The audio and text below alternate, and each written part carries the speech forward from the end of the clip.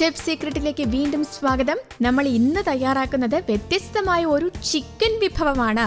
Chicken പിരി. പേരിന്റെ പുതുമ പോലെ തന്നെ ഇത് തയ്യാറാക്കി കഴിഞ്ഞാൽ ഇതിന്റെ രുചിയും നിങ്ങൾ ഒരിക്കലും മറക്കില്ല.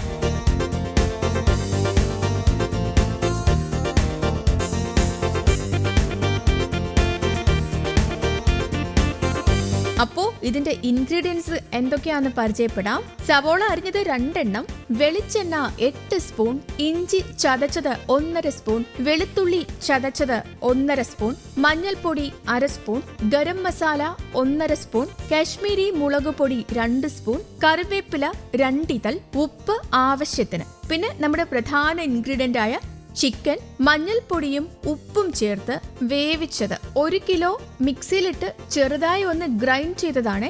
ഇനി ഇത് തയ്യാറാക്കുന്ന രീതി നമുക്ക് മനസ്സിലാക്കാം. ആദ്യമായി ഒരു പാൻ അടുപ്പിൽ വെച്ച് ചൂടായി വരുമ്പോൾ അതിലേക്ക് 3 സ്പൂൺ വെളിച്ചെണ്ണ ഒഴിച്ച് 2 സവോള അരിഞ്ഞത് വഴറ്റിയെടുക്കണം.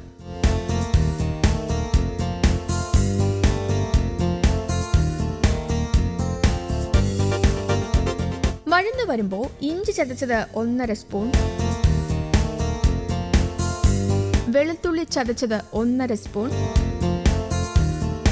ആവശ്യത്തിന് ഉപ്പ് എന്നിവ ചേർത്ത് വീണ്ടും ഒന്നുകൂടി വഴറ്റണം.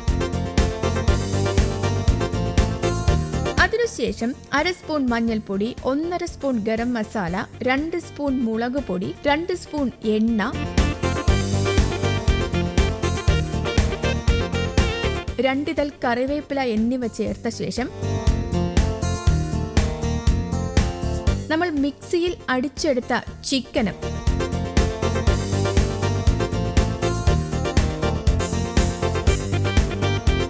മൂന്ന് സ്പൂൺ വെളിച്ചെണ്ണ,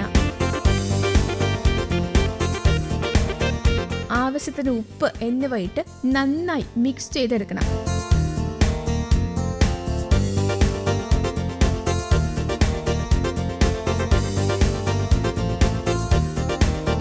ഏകദേശം 5 മിനിറ്റോളം ഇത്തരത്തിൽ ഇളക്കി വേവിച്ചു കഴിഞ്ഞാൽ നമ്മുടെ ചിക്കൻ പിരി പിരി റെഡി.